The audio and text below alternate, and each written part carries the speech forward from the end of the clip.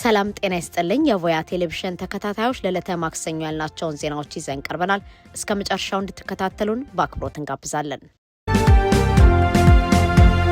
የአዲስ አበባ ፖሊስ መዋቅራዊ ቀውስ፣ ልምድ ያላቸው መርማሪዎች መባረር፣ የሙስና ተጠርጣሪዎች ሹመትና አሳሳቢው የነዋሪዎች አፈሳም። የአዲስ አበባ ፖሊስ ጠቅላይ መምሪያ በከፍተኛ ኃላፊዎችና መርማሪዎች ላይ ያደረገው አጠቃላይ የዝውውርና የሹመት ሂደት ከፍተኛ ትችት አስነሳም።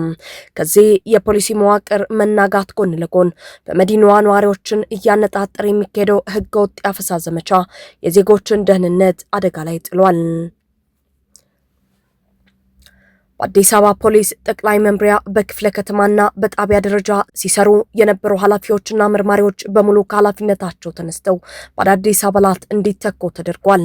እርምጃው በተለይ በወንጀል ምርመራው ዘርፍ ላይ ከፍተኛ የብቃት ክፍተት እንደሚፈጥር ባለሙያዎች ይተቻሉ። በተለይም በወንጀልና በትራፊክ ምርመራ ላይ የነበሩ ከፍተኛ ልምድና የአመራር ብቃት ያላቸው መርማሪዎች ከስራ መነሳታቸው አሳሳቢ ሆኗል።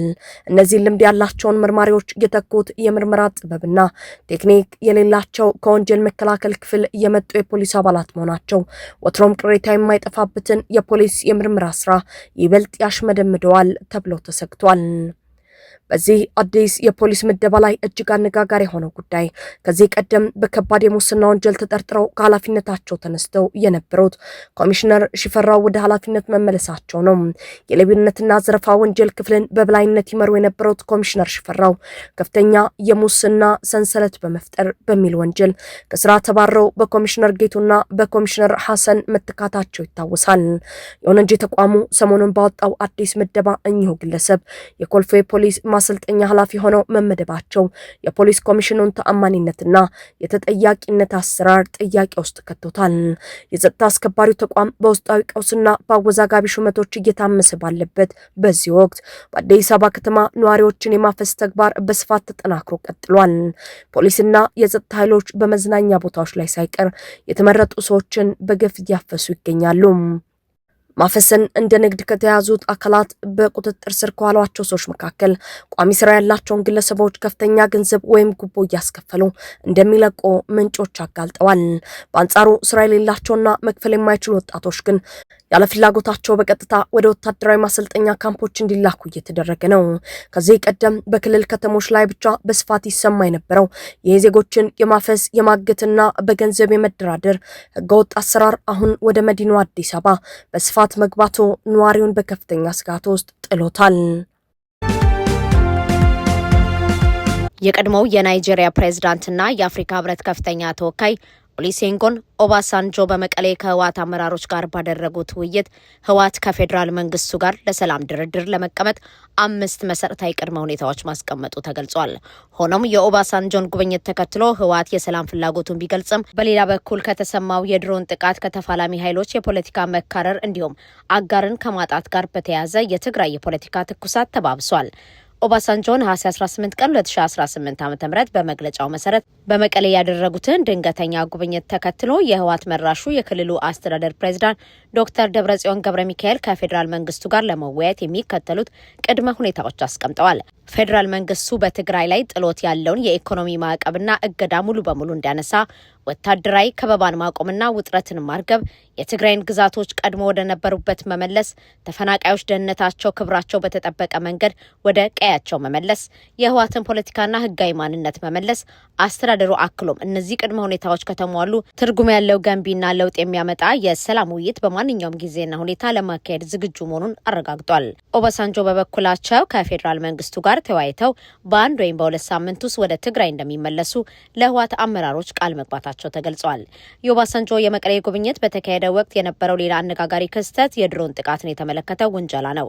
የህወሓት ኮሚኒኬሽን ቢሮ የኦባሳንጆን ጉብኝት አስመልክቶ መግለጫ ባወጣበት ዕለት ከሌሊቱ 12 ሰዓት አካባቢ አጽቢ በሚባል አካባቢ በሚገኝ የህወሓት የጦር መሳሪያ ክምር ላይ የድሮን ጥቃት መፈጸሙ ተዘግቧል። ቀደም ሲልም የፌዴራል መንግስት የድሮን ጥቃት እንዳይደርስባችሁ በሚል ሰበብ በመለስ በመመለስ ካምፓስና በአዋሽ በሚባል ተቋም ውስጥ የነበሩ ታካሚ የጦር ጉዳተኞችን አስወጥተው ወደ አክሱም ሽሬ እንዲወሰዱ የተደረገበት ውሳኔ በግዳጅ ተግባራዊ መደረጉ ሌላው ቅሬታ የፈጠረ ጉዳይ ነበር። ጉዳተኞቹ ከሕክምና ተቋማቱ ወጥተው ሜዳ ላይ እንደተጣሉ ሲገልጹ ካምፓሶቹ ለአዳዲስ የጦር ጉዳቶች ክፍት መደረጋቸው ተጠቁሟል። የኦባሳንጆን ጉብኝት ከድሮን ጥቃት ጋር መገጣጠሙ አዲስ አይደለም። ይህንኑ ተከትሎ ማርች 7 2025 የአፍሪካ ህብረት ኮሚሽን ሊቀመንበር ሙሳ ፋቂ መሐመድ በተገኙበት መድረክ ላይ በጌታቸው ረዳና በኦባሳንጆ መካከል የተካሄደ የቃላት ምልልስ ዳግም መነጋገሪያ ሆኗል።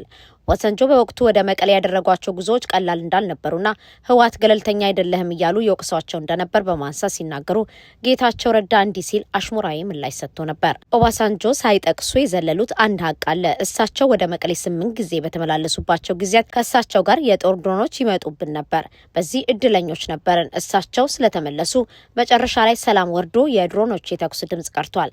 በዚህም እናመሰግናቸዋለን። ከነዚህ ክስተቶች ጎን ለጎን ህወሓት ከሌሎች የፖለቲካ ኃይሎች ጋር ያለው ግንኙነት መሻከሩና አገር አልባ መሆኑ በስፋት እየተተቸ ነው። በተለይም ህወሓት ጽምዶ ከተባለው ጥምረት ጋር መግባባቱን ተከትሎ የኤርትራው ሻዕቢያ በህወሓት ላይ የፈጠረው ጫና የፖለቲካ ታዛቢዎችን እያነጋገረ ነው።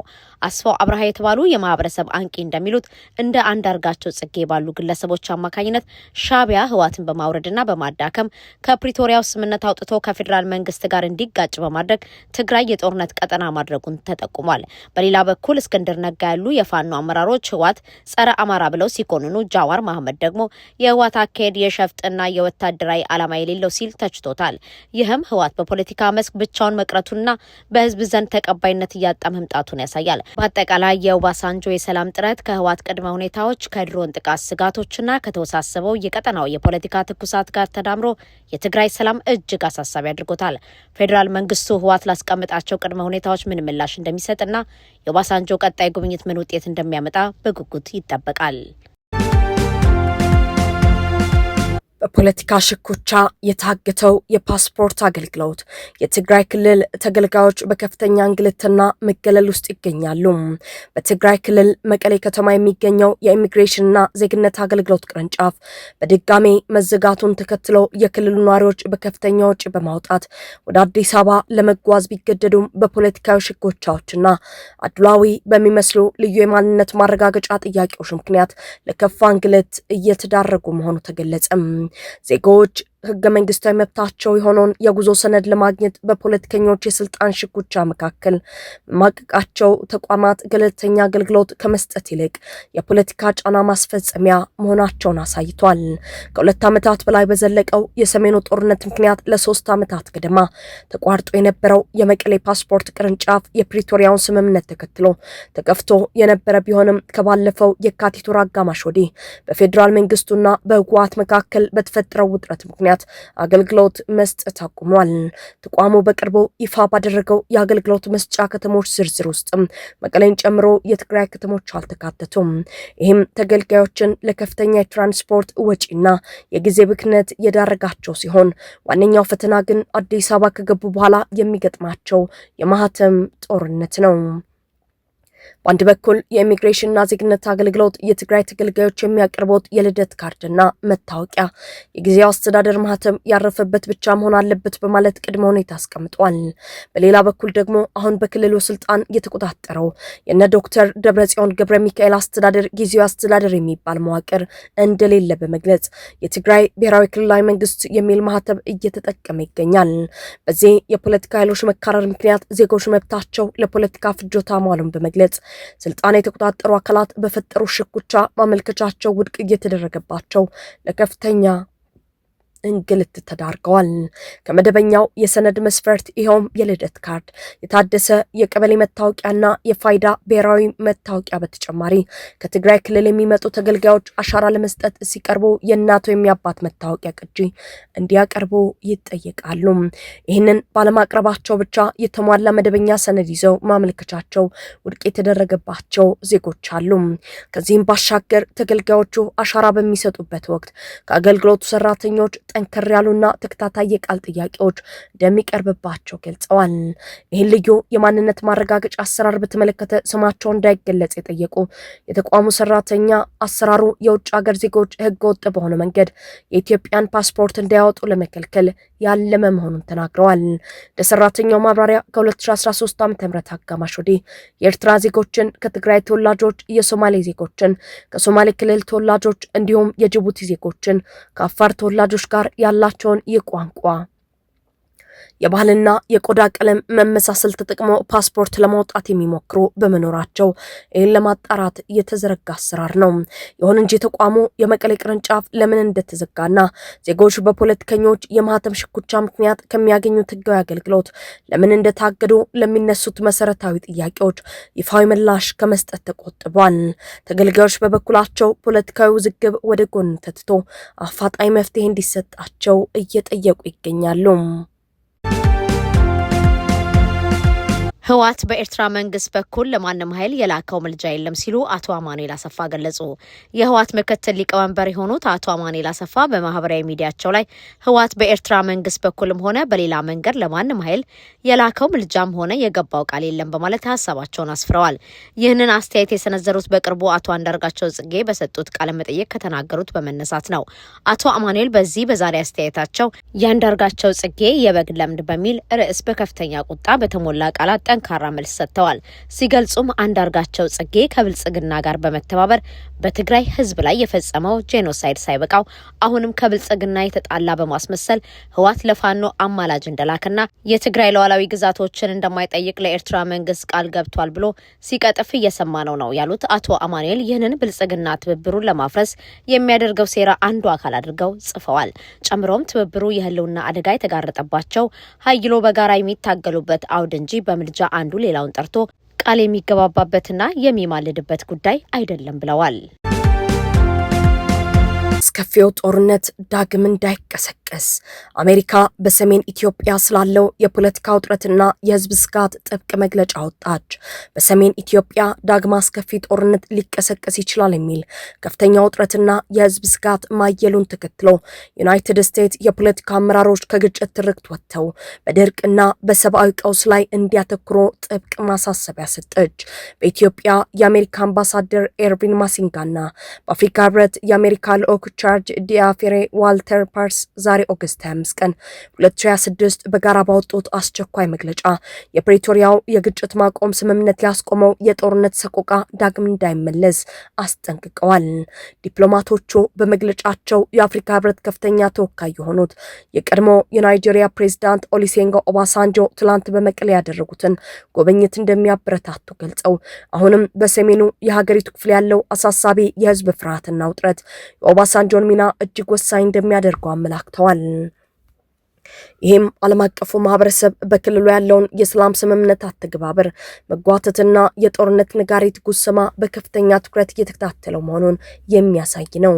አመራሮች ህዝቡን ከጦርነት ስጋት ነጻ አድርገው በድርቅ ለተጎዱ ማህበረሰቦች አስቸኳይ መፍትሄ ማምጣት ሲገባቸው በተቃራኒው የፖለቲካ ሽኩቻ ውስጥ መግባታቸውን አሜሪካ ጥብቃ ተችታለች። መግለጫው የተባበሩት መንግስታት ድርጅት ነዋሪ አስተባባሪ ኦዞኒያ ኦጂኤሎን ጠቅሶ እንዳብራራው ሁሉም አካል በድርቅ አደጋው ላይ ማተኮር ሲገባው እንዲህ አይነት የጦርነት ስጋቶችና ውጥረቶች መፈጠራቸው እጅግ አሳሳቢ ነው። በመጨረሻም ተፈናቃይ ዜጎችን በደህንነትና በክብር ወደ ቀያቸው እንዲሁም ወደ መደበኛ አምራች ህይወታቸው መመለስ የሁሉም አመራሮች ቀዳሚ ዓላማ ሊሆን እንደሚገባ ያሳሰቡት ዲፕሎማቶቹ ለዚህም በፖለቲከኞች በኩል መደራደርና የጋራ መግባባት ወይም ኮምፕሮማይዝ ግድ መሆኑን አስገንዝበዋል። አሜሪካ በቀጣይ የኢትዮጵያን ህዝብ የወደፊት ጣፍንታ በሚወስነው በዚህ ወሳኝ ጉዳይ ዙሪያ ከቀድሞ ፕሬዝዳንት ኦባሳንጆ ጋር በቅርበት ለመስራት እንደምትጠብቅም አረጋግጣለች። የዚህ መግለጫ መውጣት በሰሜን ኢትዮጵያ የሚገኙ የፖለቲካ ኃይሎች ካሉበት መካረር ወጥተው ለህዝብ ሰላምና ሰብአዊ እርዳታ ቅድሚያ እንዲሰጡ የተላለፈ ቀጥተኛ ማስጠንቀቂያ መሆኑን ያሳያል።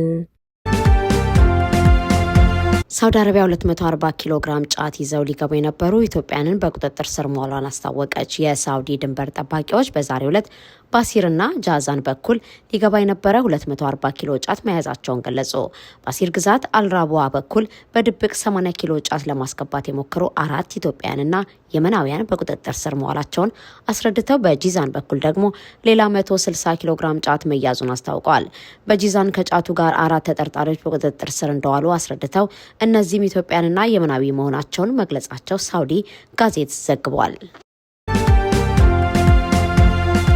አሜሪካ በኢትዮጵያ ጉዳይ የተሳሳተ መረጃ ማቅረቧ በማህበራዊ ሚዲያዎች መነጋገሪያ ሆነ። የአሜሪካ ውጭ ጉዳይ መስሪያ ቤት የአፍሪካ ጉዳዮች ቢሮ ትላንት ሰኞ ኦገስት 24 በማህበራዊ ሚዲያ ባሰራጨው መረጃ በአሜሪካና በኢትዮጵያ መካከል ያለው ግንኙነት አወድሷል። በትራምፕ አሜሪካ ትቅደም የውጭ ጉዳይ ፖሊሲ ውስጥ የሁለቱ ሀገራት አጋርነት አስፈላጊ መሆኑን ጠቅሷል። ጨምሮም ይህ አጋርነት ለአሜሪካውያን፣ ለአፍሪካ ሁለተኛ ባለትልቅ ኢኮኖሚ ለሆነችው ኢትዮጵያ የበለጠ ትርፍ ወደሚያስገኝ አሜሪካ ኢንቨስትመንቶች ያመራል በማለት አስታውቋል። ይህ አስተያየት በማህበራዊ ሚዲያዎች ላይ ዛሬ በሰፊው መነጋገሪያ ለመሆን ችሏል። የማህበራዊ ሚዲያ ተጠቃሚዎች በሰጡት አስተያየት አንዳንዶች የአሜሪካ መንግስት ኢትዮጵያን ከአፍሪካ ውስጥ ሁለተኛው ባለትልቅ ኢኮኖሚ ብሎ ማስቀመጡ የተቹ ሲሆን፣ ሌሎች ደግሞ የአሜሪካ ባለስልጣናት ስለ አፍሪካ በቂ እውቀት እንደሌላቸው ሲገልጹ ታይተዋል።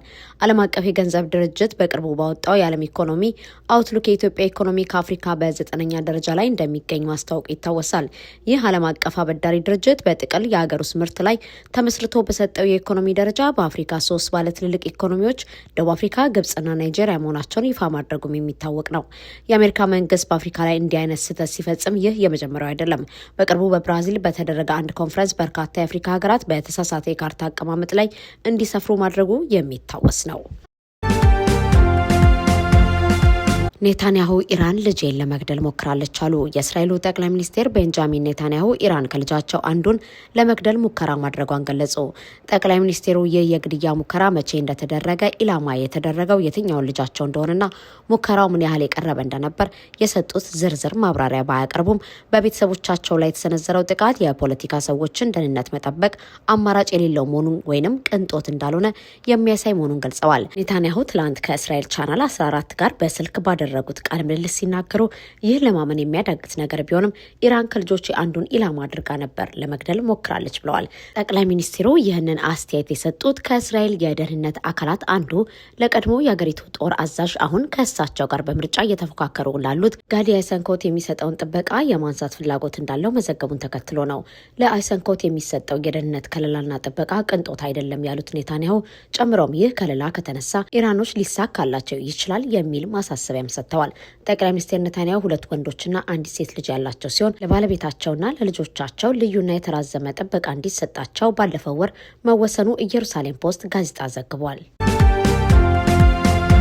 አሜሪካ የኢራን አብዮታዊ ዘመሪዎችን በተመለከተ መረጃ ላቀረበ $10 ሚሊዮን እንደምትከፍል አስታወቀች። በአሜሪካ ውጭ ጉዳይ መስሪያ ቤት ስር የሚገኘው የዲፕሎማቲክ ደህንነት አገልግሎት የሪዋርድ ፎር ጀስቲስ ፕሮግራም አማካኝነት ዛሬ ይፋ በሆነው ዛበሻ በተመለከተው ማስታወቂያ 5 የኢራን አብዮታዊ ዘብ አባላት ስማቸው ሰፍሯል።